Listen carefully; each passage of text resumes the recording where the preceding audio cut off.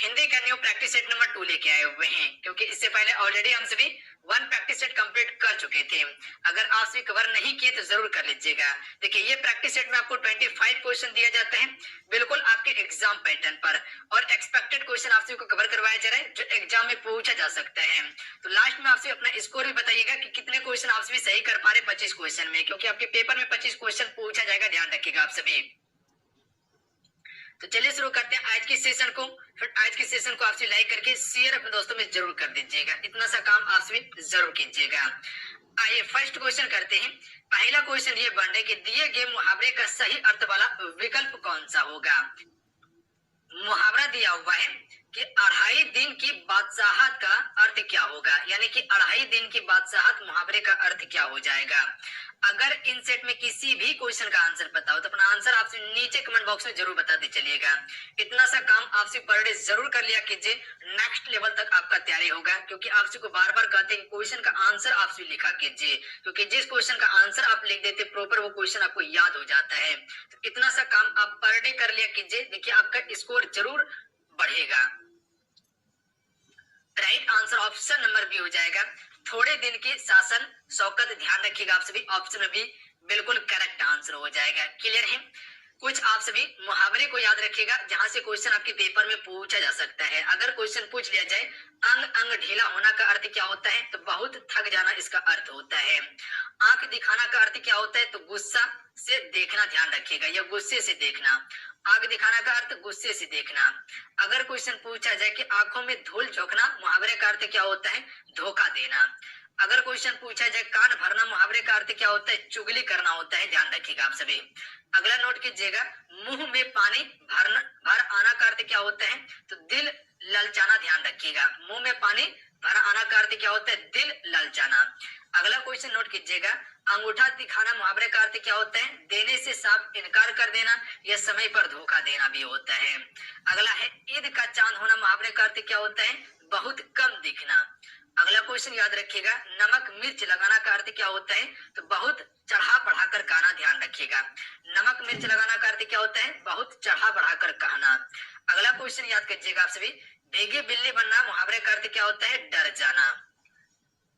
अगला question note कर लीजिएगा, चिकना घड़ा होना का अर्थ क्या होता है, कुछ भी असर ना होना।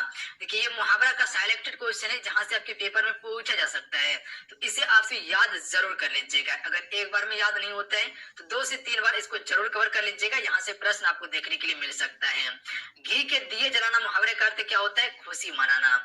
अगला क्वेश्चन नोट कीजिएगा, छक्के छुड़ाना, मुहावरे का अर्थ क्या होता है, बुरी तरह से पराजित कर देना या करना। अगला है कि 4 चांद लगाना, मुहावरे का अर्थ क्या होता है, शोभा बढ़ाना। अगला है कान खाना, मुहावरे का अर्थ क्या होता है, शोर करना या परेशान करना।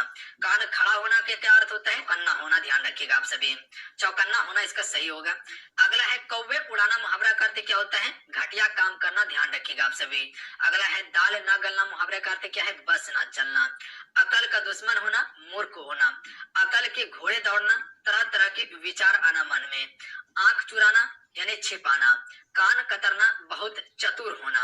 अगला है कि कान पर जूट तक ना रेंगना, इसका अर्थ क्या है, कुछ असर ना होना। अगला क्वेश्चन नोट कीजिएगा, कानो कान खबर ना होना, मुहावरे का अर्थ क्या होता है, बिल्कुल कुछ पता ना चलना। अगला है नाक में दम करना, मुहावरे का अर्थ क्या होता है, बहुत तंग करना।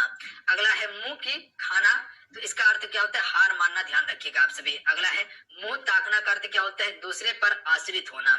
दांत खट्टे करना, मुहावरे का अर्थ क्या होता है, बुरी तरह से हारना। अगला है गले का हार होना, मुहावरे का अर्थ क्या होता है, बहुत प्यार होना।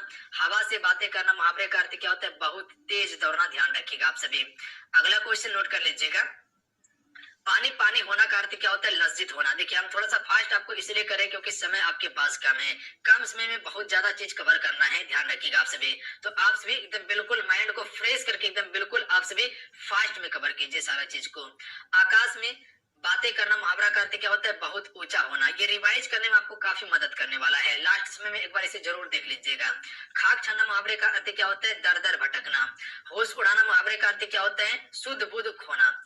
अगला है कि हवा लगाना, मुहावरे का अर्थ क्या होता है, असर ना पड़ना। खून चूसना मुहावरे का अर्थ क्या होता है? बहुत परेशान करना। अगला है आंख मारना, मुहावरे का अर्थ क्या होता है? इशारा करना।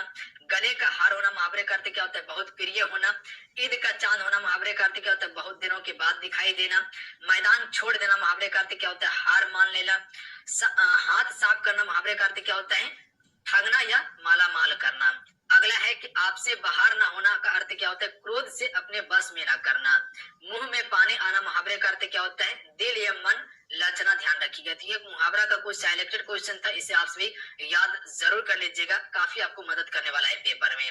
अगला क्वेश्चन कर लेते हैं। क्वेश्चन है कि शांत रस में नौवां रस मानने वाला आचार्य को क्या कहते हैं? तो इसे उद्भट कहा जाता है। ध्यान रखिएगा, ऑप्शन में एक करेक्ट आंसर हो जाएगा। याद रहेगा, अगर क्वेश्चन पूछ लिया जाए कि शांत रस के नौवां रस को मानने वाला आचार्य को क्या कहा जाता है, तो उद्भट कहा जाता है। अगला है निम्न विकल्पों में से निर्देशानुसार वाच्य परिवर्तन का विकल्प चुनिए, यानी कि वाच्य परिवर्तन को चुनना है। वाच्य दिया हुआ है कि हम इतना नहीं चल सकते हैं, इसका भाव वाच्य क्या होगा? यानी कि भाव वाच्य बनाना है यहाँ पर कि हमसे इतना नहीं चला जाता है, ये इसका भाव वाच्य। ध्यान रखिएगा, यानी कि इसके भाव को बताया जा रहा है कि हम इतना नहीं चल सकते हैं या हमसे इतना नहीं चला जाता है। तो ऑप्शन में डी बिल्कुल करेक्ट आंसर हो जाएगा। ध्यान रखिएगा आप सभी, याद रहेगा आप सभी को। अगला क्वेश्चन देख लीजिएगा। क्वेश्चन है कि निम्नलिखित वाक्यों में से लोप चिन्ह का सही उदाहरण कौन सा है? यानी कि लोप चिन्ह आपको यहाँ पर बताना है। तो इस प्रकार से भी प्रश्न आपके पेपर में पूछा जा सकता है। देखिए, बिल्कुल आपके एग्जाम पैटर्न पर ये प्रैक्टिस सेट आपको दिया जा रहा है। तो इसीलिए आपसे लास्ट में आपसे स्कोर बताइएगा कि 25 क्वेश्चन में आपसे कितने क्वेश्चन स्कोर कर पा रहे हैं। और फ्रेंड, जितने भी जुड़े हुए आपसे क्लासेस को लाइक जरूर कीजिएगा। देखिए, हम आपके लिए चाहते हैं कि बेहतर से बेहतर कंटेंट लाएं। जितना मेहनत हो सकता है उतना एफर्ट लगा के सारा कंटेंट आपके लिए तैयार करते हैं। बस आपसे क्या चाहते हैं कि सिर्फ क्लास को लाइक कर दीजिए। देखिए, हम आपको 100% देते हैं, तो आपका काम क्या है? तैयारी कीजिए, आप भी 100%। ध्यान रखिएगा आप सभी। और जितना आप सभी से चाहते हैं, कम से कम आपसे क्लास को लाइक कर दीजिए और अपने दोस्तों में शेयर कर दीजिए। इतना सा काम आपसे जरूर कीजिएगा। तो राइट आंसर ऑप्शन में हो जाएगा भारत की राजधानी डैश है। तो यही जो है कि आपका क्या है? लोप चिन्ह है। तो भारत की राजधानी कहाँ पे है? दिल्ली में है। ध्यान रखिएगा आप सभी। तो लोप चिन्ह की अगर बात किया जाए तो इसका correct answer option number B हो जाएगा। तो यही आपका क्या है? लोप चिन्ह है। तो ऑप्शन में ए बिल्कुल करेक्ट आंसर होगा। याद रहेगा आप सभी को।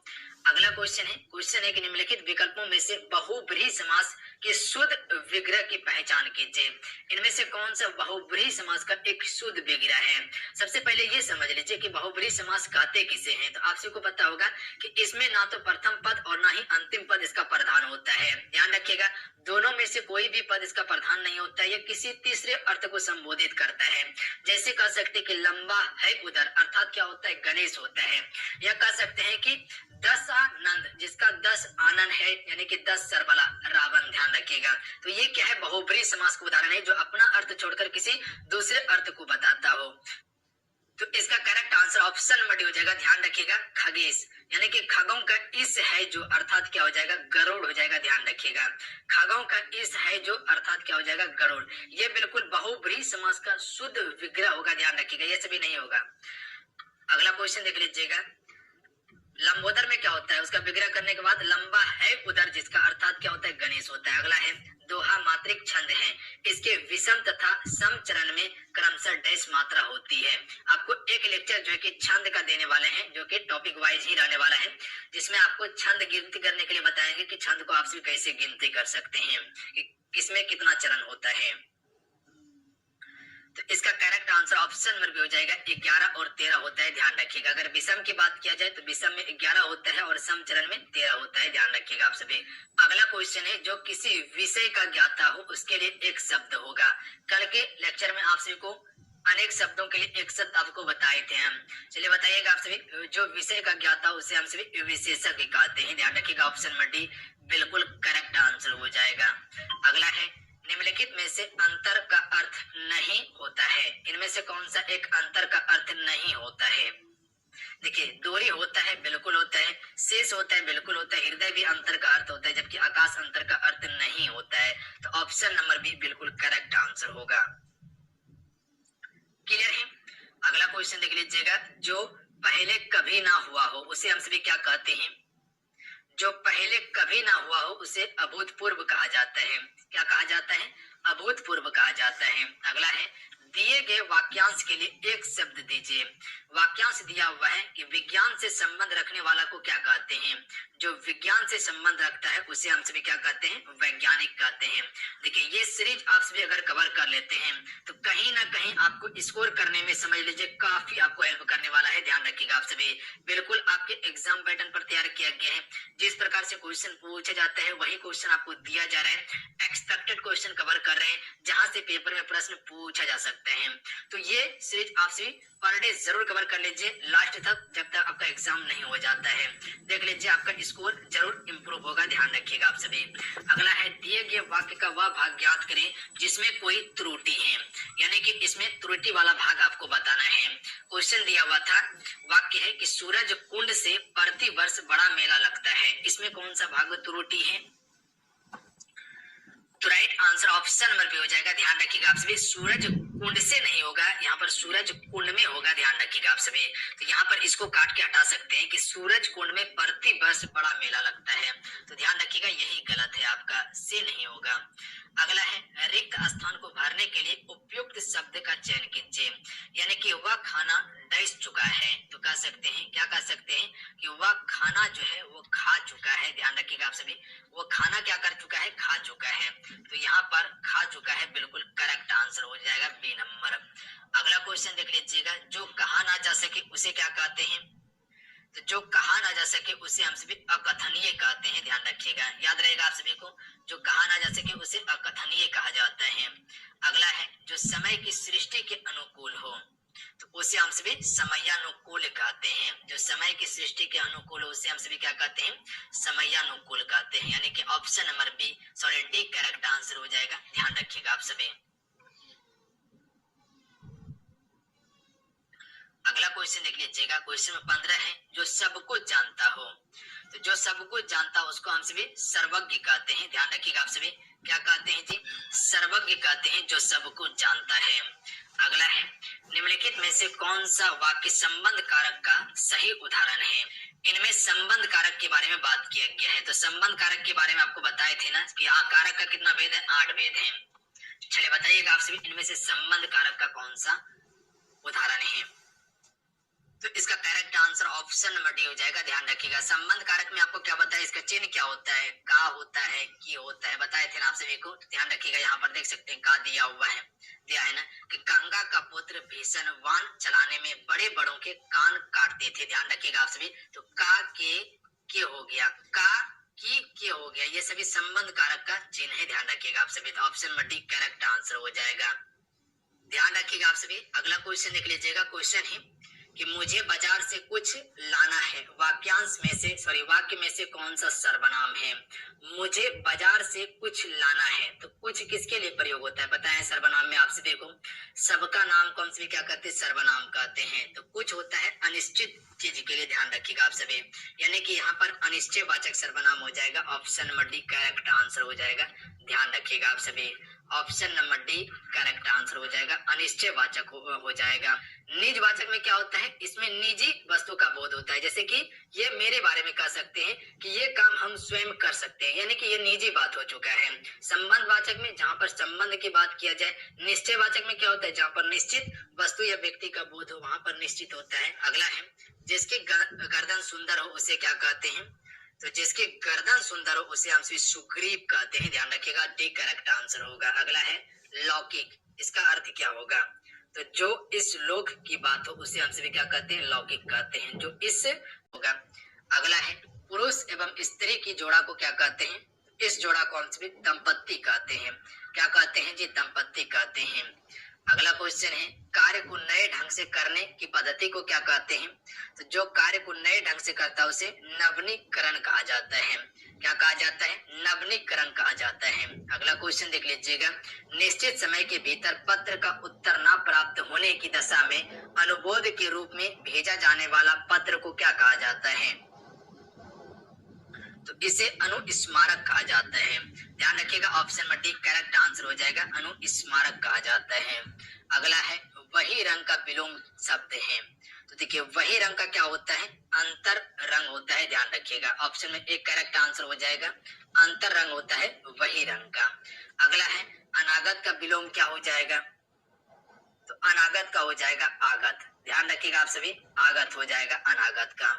अगला है मुझे बाजार से कुछ लाना है, वाक्य में कौन सा सर्वनाम है? तो क्या बताए, मुझे बाजार से कुछ लाना है, तो यहाँ पर कुछ की बात किया गया है, तो अनिश्चित वाचक सर्वनाम हो जाएगा। शायद मेरे ख्याल से ये क्वेश्चन रिपीटेड है आपका।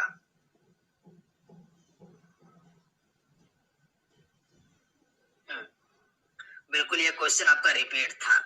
चलिए कोई बात नहीं है, इस क्वेश्चन का आंसर कीजिएगा आप सभी। ये क्वेश्चन आपके लिए है, जिसका आंसर आपको नीचे कमेंट करके बताना है कि निम्नलिखित में से किस वाक्य में संभाव्य भविष्य काल की क्रिया का प्रयोग हुआ है? इनमें से कौन सा संभाव्य भविष्य काल की क्रिया का प्रयोग हुआ है? चार ऑप्शन आपके स्क्रीन पे दिए हुए हैं। चार ऑप्शन में आपको अपना आंसर नीचे कमेंट करके जरूर बताना है। और 25 क्वेश्चन में कितने स्कोर कर पाए नीचे कमेंट करके जरूर बताइएगा, क्योंकि एक क्वेश्चन रिपीट था आपका, तो 24 क्वेश्चन ही है, तो आंसर आप सभी को बताना है कि कितना स्कोर कर पाए हैं।